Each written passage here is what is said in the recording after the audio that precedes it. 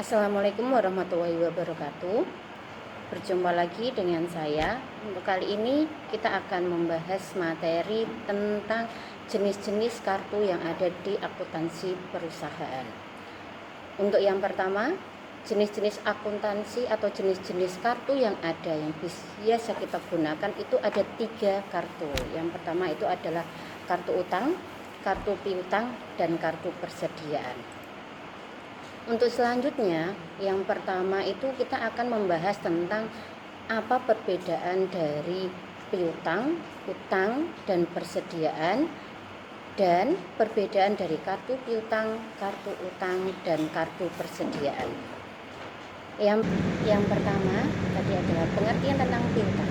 Piutang itu merupakan hak milik kita yang masih ada di tangan orang atau pihak lain, baik berupa uang atau penjualan yang belum dibayar lunas.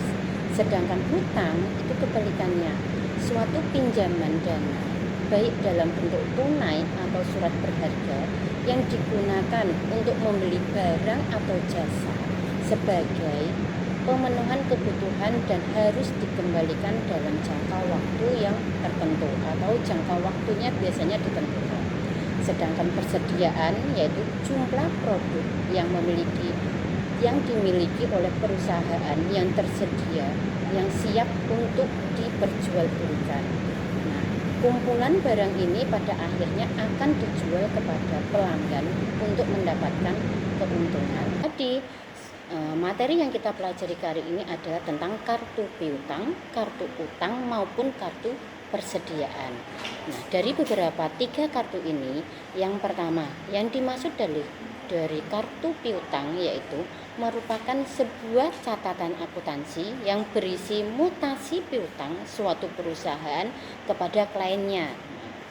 Sedangkan kartu utang sendiri yaitu merupakan bagian dari sistem pencatatan transaksi keuangan alias akuntansi suatu perusahaan. Kartu utang ini juga biasanya disebut dengan buku besar pembantu utang dagang yang biasanya kita gunakan dalam menganalisis transaksi. Sedangkan kartu persediaan merupakan sebuah laporan yang berisi mengenai semua kuantitas barang hingga pergerakan setiap barang yang ada di gudang. Pada selanjutnya di sini ada beberapa contoh dari kartu piutang. Nah, di sini ada contoh kartu piutang dari toko Pamulang. Nah, yang beralamatkan pada Jalan Pamulang Raya nomor 17. Di sini terdapat nominal-nominal saldo dan transaksi yang terjadi pada toko Pamulang.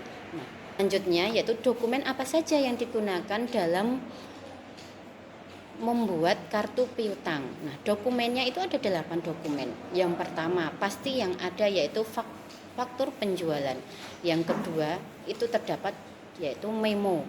Yang ketiga bukti kas masuk atau biasanya kita menyingkatnya dengan BKM. Yang keempat nota kredit.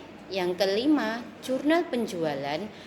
Yang keenam, jurnal penerimaan kas. Yang ketujuh, jurnal retur penjualan. Dan yang terakhir, yaitu jurnal umum atau jurnal memorial.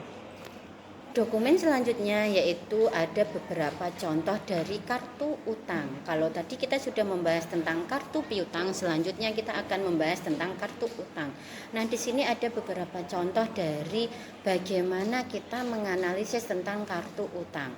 Selain itu, dokumen-dokumen apa saja yang kita harus sediakan dalam pencatatan kartu utang atau transaksi antara lainnya yaitu yang pertama, faktur untuk pembelian secara kredit. Karena kita berhubungan dengan utang, maka yang kita gunakan adalah pembelian secara kredit. Yang kedua, memo kredit sebagai bukti transaksi pembelian retur atau biasanya terjadi kerusakan barang untuk pengembalian returnya. Yang ketiga yaitu kwitansi sebagai bukti pengeluaran kas. Selanjutnya yaitu contoh dari kartu persediaan. Nah, di sini ada beberapa contoh untuk format dari kartu persediaan. Selain itu, kelebihan utama dari penggunaan kartu persediaan barang dagang yang pertama yaitu mengontrol tingkat persediaan. buat persediaan barang dagang suatu perusahaan. Yang kedua, meminimalisir kehilangan faktur atau kehilangan bukti-bukti pendukung yang ada di perusahaan. Di dalam metode persediaan itu sendiri, biasanya kita mengenal ada 3 metode persediaan yang sering kita gunakan dalam melakukan pencatatan persediaan dalam perusahaan. Yang pertama ada FIFO atau biasanya disebut dengan freeze in, freeze out. Barang yang masuk pertama kali maka akan keluar pertama kali. Yang kedua yaitu adalah LIFO, last in, freeze out, yaitu bagaimana dengan stok persediaan yang ada, barang yang terakhir masuk itu adalah barang yang akan pertama kali keluar. Dan yang ketiga, metode persediaan yang terakhir adalah biasanya yang kita gunakan adalah average atau rata-rata. Nah, di dalam perusahaan tersebut, ketiga metode ini sering sekali digunakan dalam perusahaan, dalam pencatatan laporan keuangan. Nah, untuk bagaimana metode itu diterapkan tergantung dari perusahaan itu sendiri. Perusahaan itu akan menerapkan metode yang mana sesuai dengan yang terjadi pada situasi dalam perusahaan tersebut. Terima kasih, cukup sekian. Wassalamualaikum warahmatullahi wabarakatuh.